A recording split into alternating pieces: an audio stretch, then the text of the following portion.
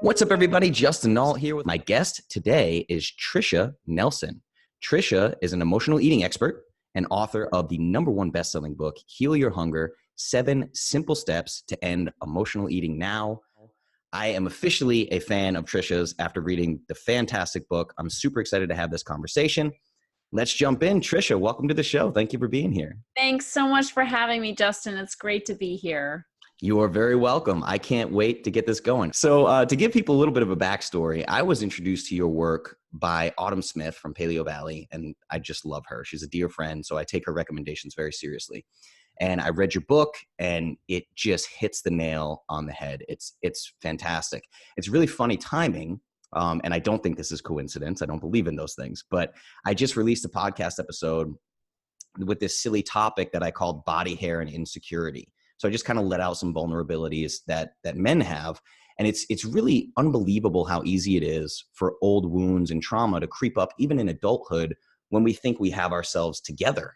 So for me personally, it's a perfect time to have this conversation. And I want to just start at the beginning with you. So what is your journey with emotional eating, and how did that lead you to start Heal Your Hunger?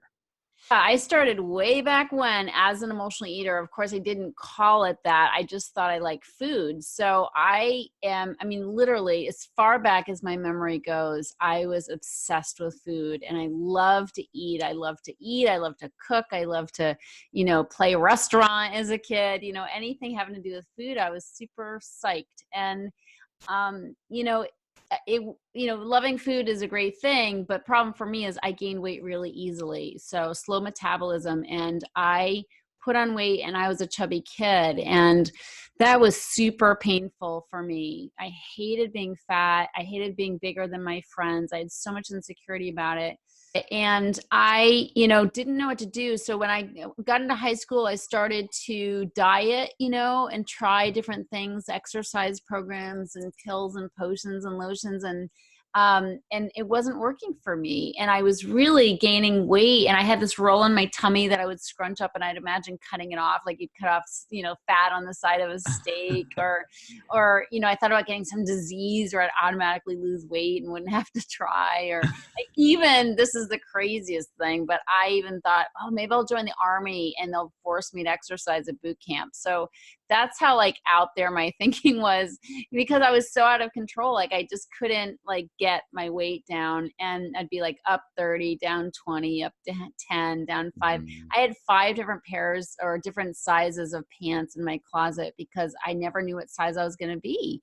So it was really, it was really bad. And, after trying all these different things that didn't work for me, I even went to 12-step programs and therapy and eating disorders therapy, and nothing I tried worked. And I felt so frustrated and really hopeless, because when I tried so many things and they didn't work, I thought, wow, my whole life is going to be about gaining and losing and doing this yo-yo thing forever. And I knew that was so unhealthy, and I was so scared of just having that be my life. So by a beautiful turn of events, I was introduced to somebody who really helped me see that my problem had nothing to do with food or weight, that it had everything to do with what was driving me, those underlying causes. And, when I started to, he's helped me to really do that, really had a system for that. And when I started to do that, everything in my life changed. I really realized I was an emotional eater, and that I was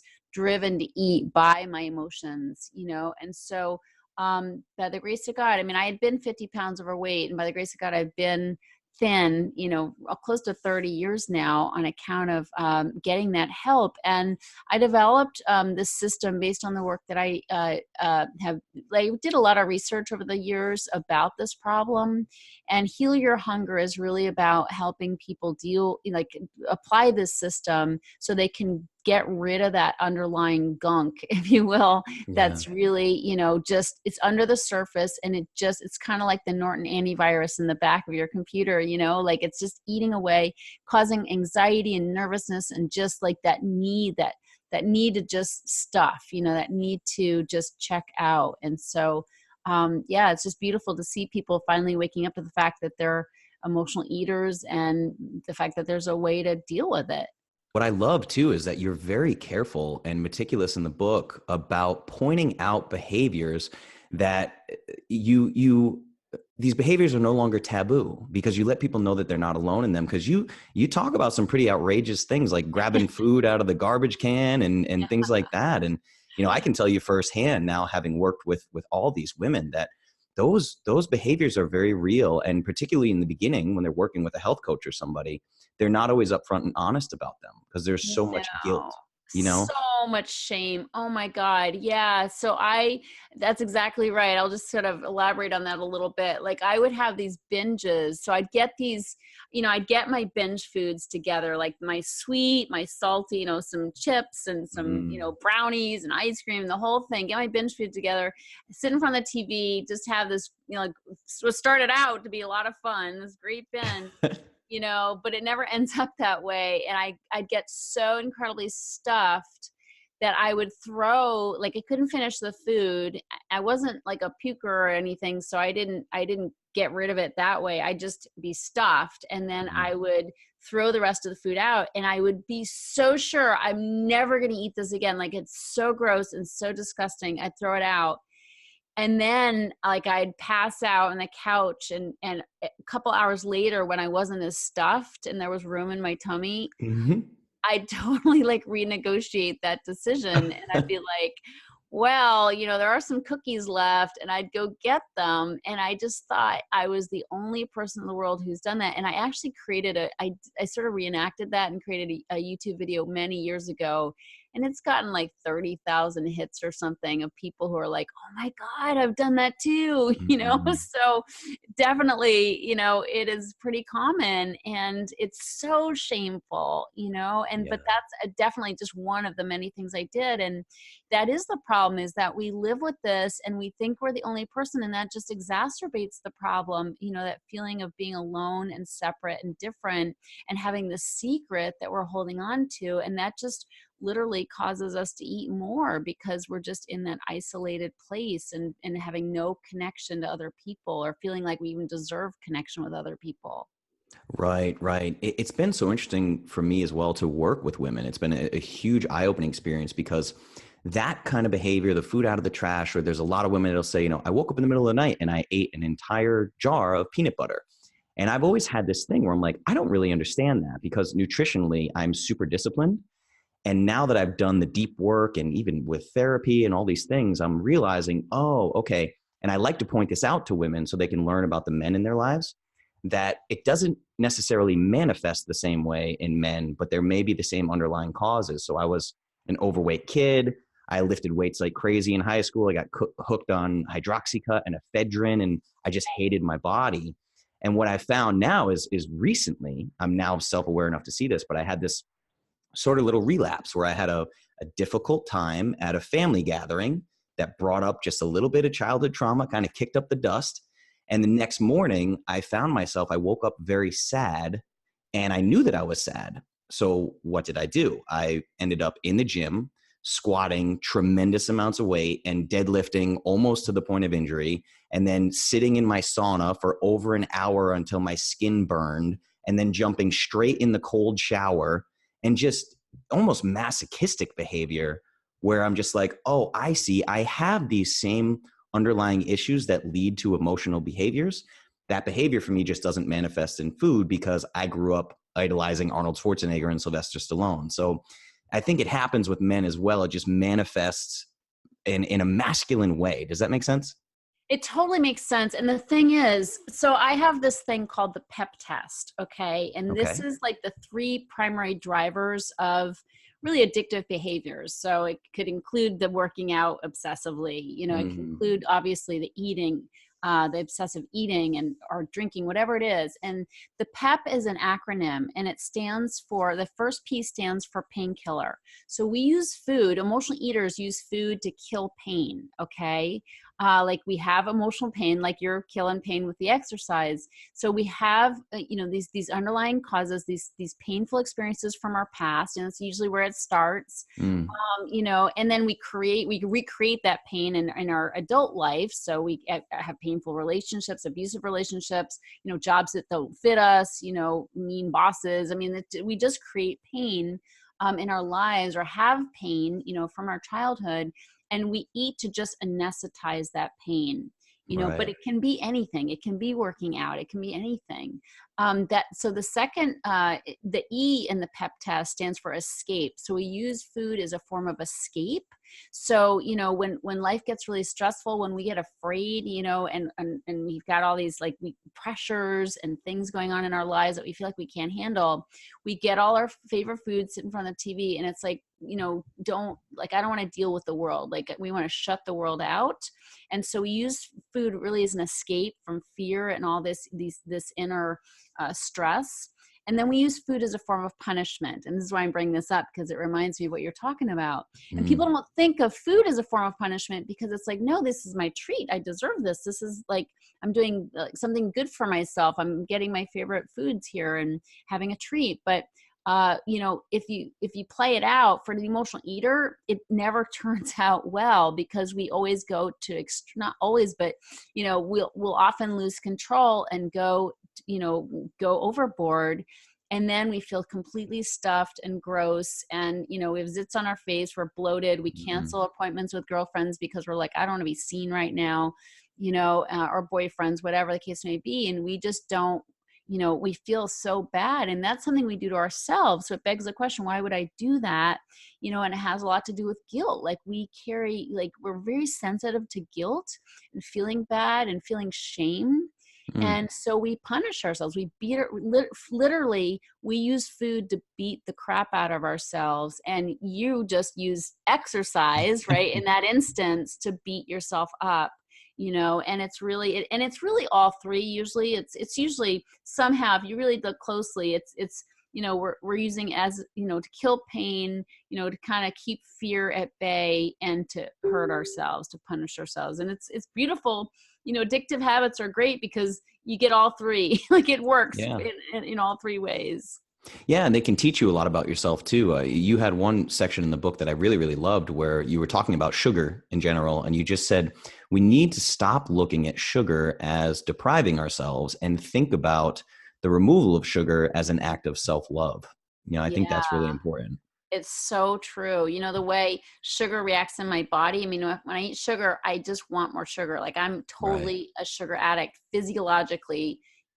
Sugar addict. I mean, it's true with alcohol. Alcohol is the most refined form of sugar. Like, I never drank a little bit. Like, I always overdrank. And it's because I believe it's literally reacting in my body. So, it's so hard for me to eat one piece of chocolate, or one cookie. Like, that's just not satisfying to me. Like, I want to eat a whole lot. And it's like, what am I doing to myself when I'm trying to just control and eat just one or one spoonful of ice cream? Like, that's murder for me. Yeah. I say it, none is better than some. Some doesn't work for emotional eaters. I'd rather, eat none than try to eat it and then always, be afraid of losing control. Yeah. It's like telling an alcoholic to have one drink. Yeah, it's hard. And it's like, why would I do that to myself? That's just put myself in a terrible situation. Well, so you've had quite the journey yourself, and it's amazing to look in the book, because seeing you now, talking to you, like you share even some pictures in the book. I'm like, that's not the same human, but it's you had to become aware of this. So that's my next question for you is, how does one know if they are actually an emotional eater or a food addict? Is there a way to determine this definitively? Absolutely. And, Okay. And it's a journey of awareness, like I thought, growing up, I thought I just like food. In fact, when somebody said they were an emotional eater, I thought that's the stupidest thing I've ever heard of. Like, that's crazy. And yet after hearing it, I started to observe my behaviors with food. I'm like, oh my God, I'm an emotional eater too. And so it's really an awakening of our consciousness, and anybody who's, hearing this probably is going to start seeing their habits in a new way. If they weren't already aware of being an emotional eater. And a lot of people are aware of it, but a lot of people think, because I tell people I'm an emotional eating expert, I always hear everybody's story, right? So I'm sure you hear everybody's story about weight loss, but some people who are morbidly obese will say to me, I'm not an emotional eater. or they don't relate to that. And yet I believe anybody who's carrying around excess weight is an emotional eater. I mean, frankly, Yeah. I believe all people are emotional eaters. Okay. It's just a spectrum, and it's are you on the spectrum? And food addiction is at the high end of the spectrum, and just regular old feels good and comforting to eat a muffin, that's on Mhm. the low end of the spectrum. And so really where you are in the middle, where you are on the spectrum is really determined by the consequences, how much it's affecting your life, how much it bothers you. Like some people could be, they could be thin as a rail, but they're obsessed with food and they, can't wait to eat, at every meal or to get their favorite snack. They drive around town getting just the right kind of chocolate bar or whatever. Mm. That person could come to me for help, and they're not even overweight, whereas an obese person could be totally oblivious to being an emotional eater. And a lot of times when people tell me who are overweight, say they're not an emotional eater, it's because they're thinking I don't binge and hence I'm not an emotional eater. But that's really, it's more about how you use food. And also it's oftentimes just the foods that you gravitate towards. So somebody may not be a binger and yet they eat large quantities of food and they're always choosing heavier, starchy, fattier, more sugary foods. Like just Right. if you pare it down, like they prefer a banana over an apple. They prefer a potato over broccoli. Mm. We tend to really love the carbs when we need the anesthetic of food. And Yeah. so anyway, but to get back to what you asked me about, I have a quiz actually, which makes it really clear where you are on that spectrum. It's an Okay. emotional eating quiz. And if people take that quiz, they get a personalized score and then an action plan. And because it's not, it's different for people, if they're a food addict, the action plan is going to be different than if you're just an occasional, overeater or whatever. And so they can take that quiz and find out, but it really comes down to, how it affects you. Like, is it bothering you? Also, are there consequences? Are there health consequences to your eating? Are people commenting? Is it like, is it your go-to at all times when you have any kind of troubling emotions? And Mhm. that's really how you can know, to what extent it's really a problem for you. Yeah, it's important just to identify it is the thing, because like you said, so on a nutrition level, the way it happens in my practice is I'll have people say, let's say it's someone who's 100 pounds overweight and they don't have a gallbladder. And I might suggest maybe we should try some digestive enzymes here to help you absorb nutrients. And they'll say these things like, well, I've never had a problem with digestion in the past. And I say, okay, let's think about this for a second. If you're 100 pounds overweight, you have a problem with digestion right now, without a doubt, every day of your life. But it's just become your quote unquote new normal.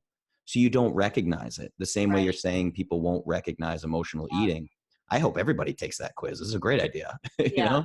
absolutely. Yeah, me too. So from the nutrition side of things, why is it that you call it the yo-yo? I always tend to call it the roller coaster. Why is it that just literally, 98% of all diets fail, just completely fail? What do you think? Do you think emotional eating is the underlying root of this failure? No question about it. No, it's so crazy. I mean, we spend billions of dollars a year on diets, Mm, and people are blowing it. I mean, we're literally wasting billions of dollars every single right. year. Diets for an emotional eater, they will not work. I mean, Yeah. flat out, they will not work. I mean, I just met somebody this weekend who she just lost a bunch of weight on the HCG diet, and Hmm. she knows she's an emotional eater. And what I know is that she's going to, like, the honeymoon's gonna be over very soon and she will put that weight back on, like so many people do, and it's really because they're looking at the symptom and they're not addressing the problem. I mean, the overweight is a symptom of overeating, and overeating is a symptom of what's eating me. And Mm, so I've got to go there. I've got to address that. Otherwise, I mean, I'm just putting a Band-Aid on it, because the weight comes from again, anesthetizing that pain, that fear, and that guilt.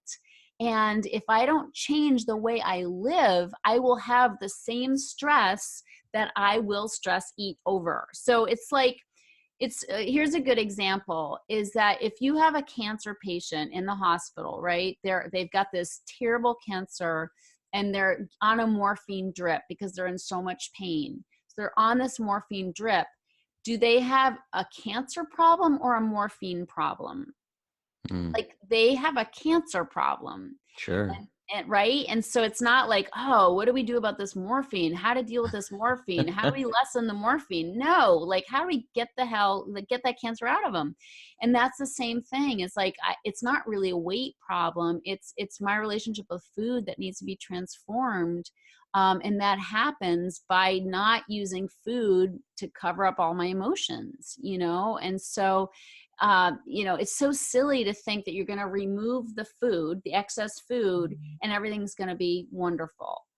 Sure, you get a high when you lose weight, you fit into your clothes, people make wonderful comments, everybody notices. That's great. It's not great for everybody. It freaks the hell out of some people if they've had sexual abuse in their past. Like, they're like, Mm, oh, way too much attention for me. Better start eating, you right. know?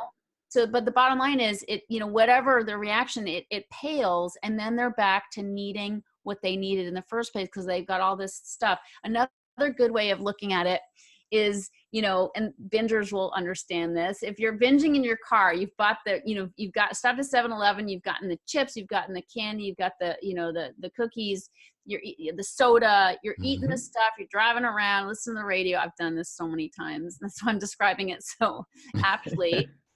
So eating, and you throw the wrappers in the back of the car, right? So Hmm. you're throwing the wrappers, you're throwing the can, you're throwing everything in the back of the car, and it's piling up in the back. Maybe you don't clean the car out each time, so it just piles up and piles up.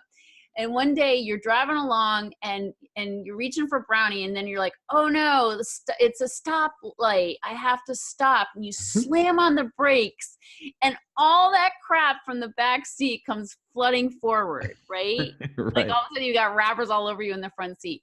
Well, that's really what we're talking about. If you diet and you take that food away, you've got all that stuff that you've buried from all your overeating coming up in your face. Mm, And it's overwhelming. If you don't have the tools to deal with those emotions and all that's there, if you don't have a really good solid plan for how to process that, and I'm not talking about going to 20 years of therapy, right. there's a very simple way to, each time stuff comes up, to deal with it and then get rid of it.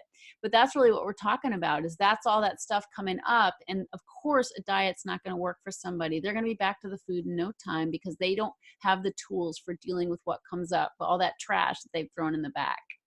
Yeah, I talk about that a lot with the roller coaster. It's why I hate that all these diets nowadays have a number of days attached to them, so that it's automatically programmed in your brain that this is temporary. So you might have like a 30-day plan or a 21-day sugar fix or a 7-day detox or whatever. And the societal norm at the end of these temporary fixes is that people celebrate, and like you talk about in the book, reward themselves by going straight back to the crappy food that got them in the situation in the first place. They're like, well, I did 21 days with no sugar. I deserve this cheesecake. And thus the roller coaster It's just keeps insane. going, you know?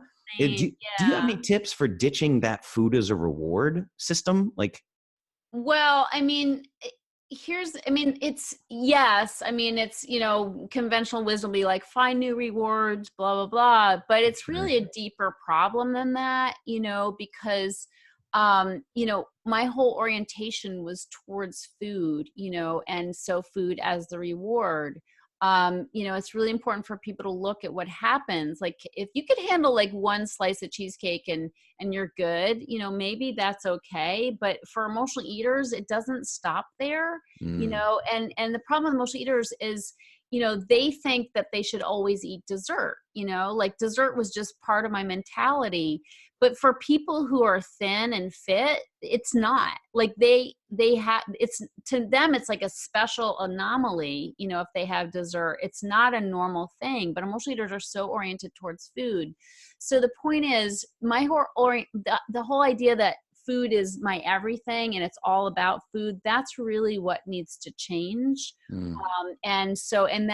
That's a deeper, that can change when I start seeing how connected to food I am. When people start waking up and seeing, wow, food is everything. Like if I'm making holiday gifts, I'm baking bread. If I'm, if I go out with friends, we're going to get ice cream, or we're going out to pizza. It's like food was my life, and that we really have to take a look at that and ask why that is. And it's really because we are addicted, essentially. So the short answer is, wow, are there other ways that you can reward yourself? And I tell people that all the time.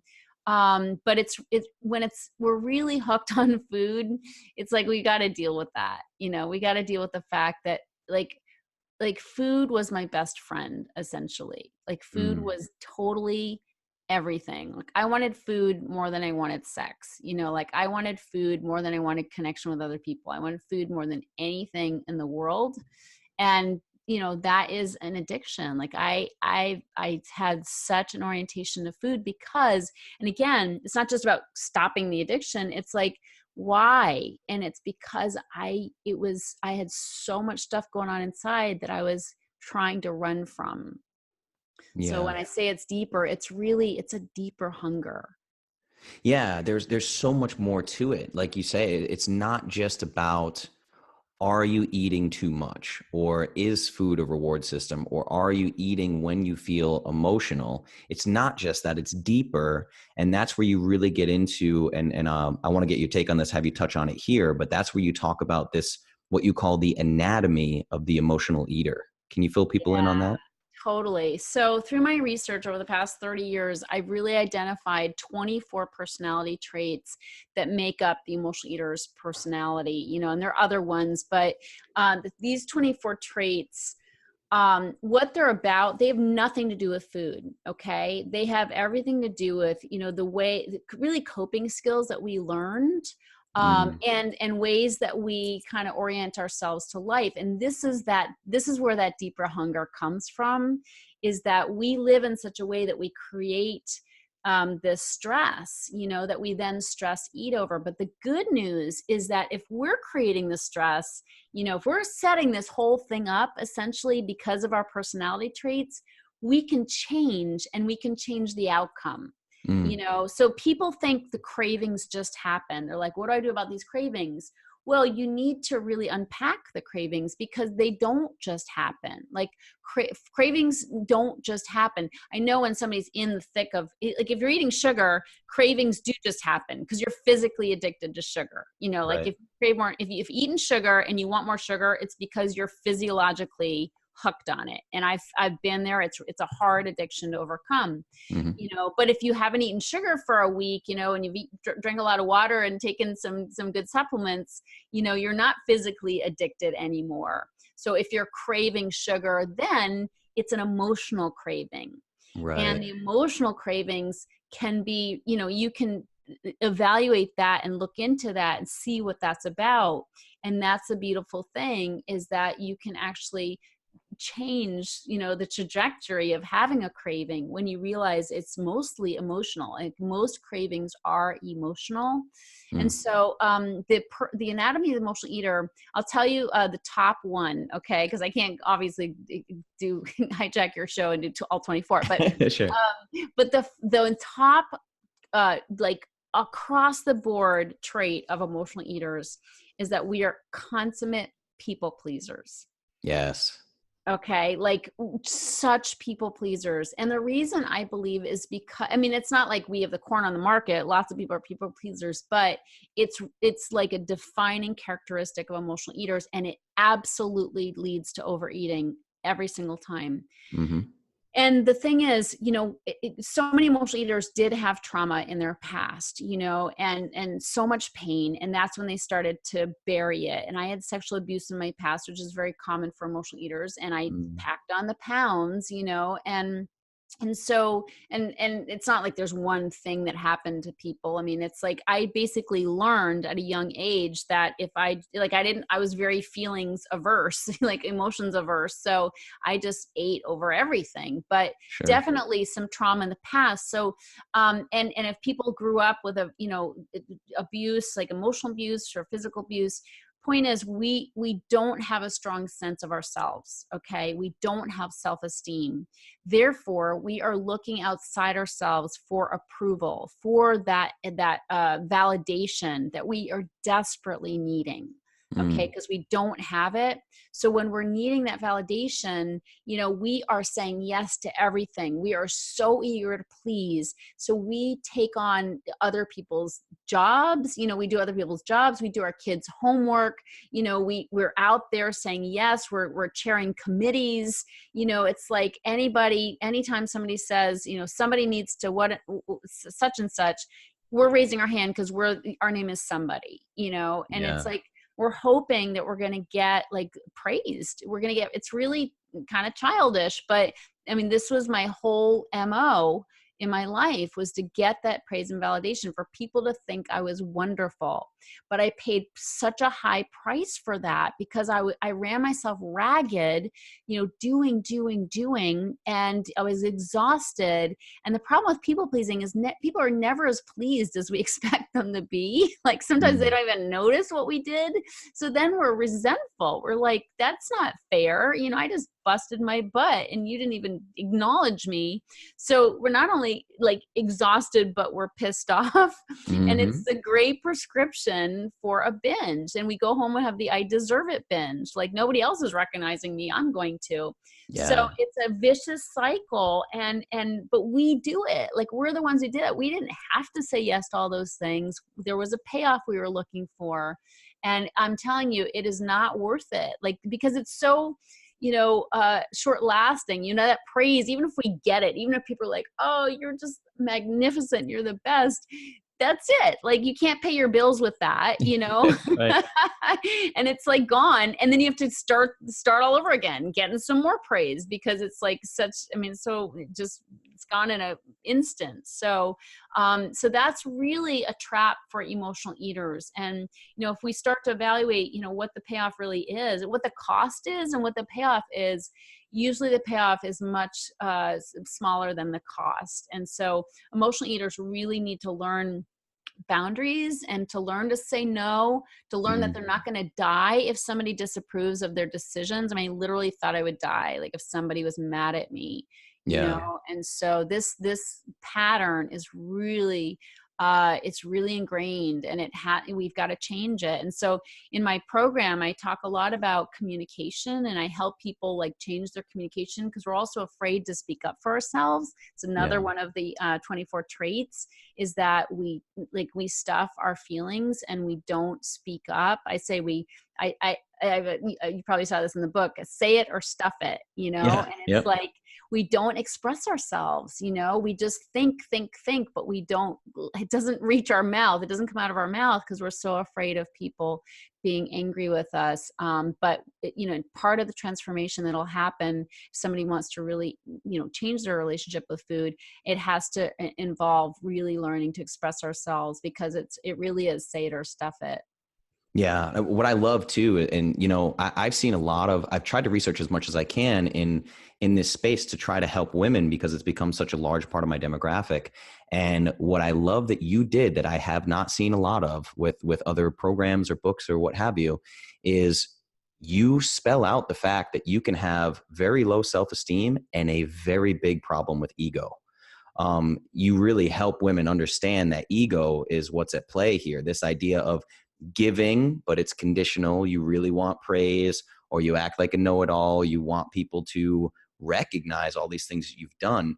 And you hit the nail on the head. You're the only other person that has ever done this, because for me, it was like this little n=1. I was just looking at my own audience and my Facebook groups and all that.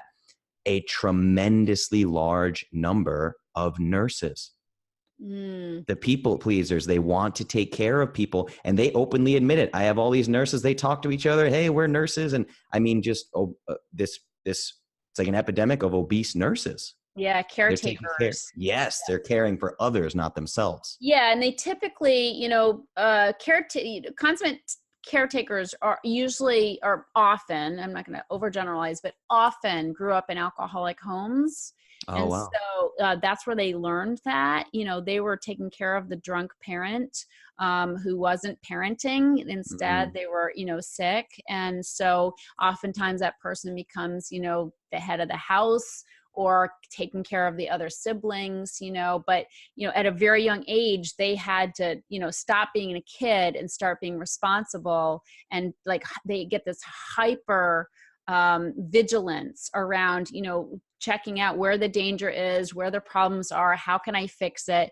Big fixers, which is another way of saying that is, busybodies, like Yeah, yeah. we're meddlers. Like we take on way more responsibility than we should.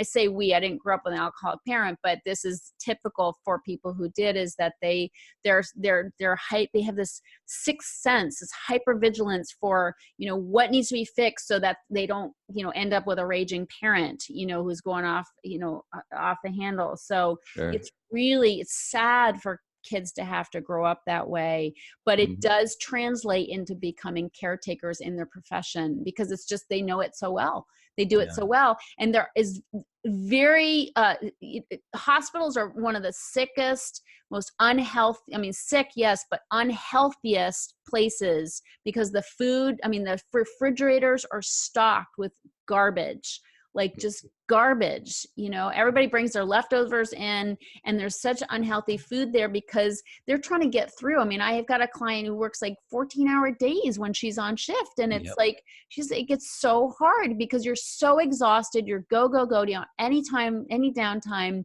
and then you walk into the break room and there's just a bunch of crap. It's like you have no resistance whatsoever. You need energy. You're hungry, and you're not going to go eat a salad. Yeah. Yeah. It's so sad. It's so, so sad. It is. And the other thing I try to get across to people, I try to take it to childhood nutrition as much as humanly possible, because that's the future, right? It's great to fix yourself. But what I try to tell these parents is, you may have grown up in a dysfunctional household, and you may have built what you really think is a functional household. And you're like, you know what? I'm a much better mom than my mom was, maybe because you're not a drunk. But what you're not realizing is that you are handing down your behavior. So little Susie sees mommy weigh herself every morning. She sees mommy starve herself. She sees mommy eat ice cream and red wine in front of the TV. She sees mommy weigh herself again the next day, and she sees the look on mommy's face when mommy doesn't fit into the jeans.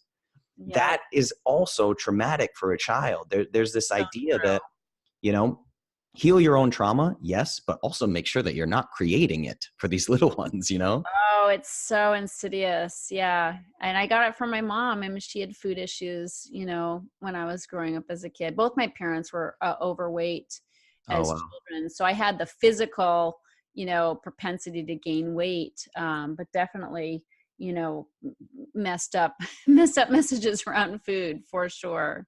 Yeah, that's the thing. It really carries on. We think of things like disease as genetic, but it's really more the behaviors. That's Yeah. what you're passing along.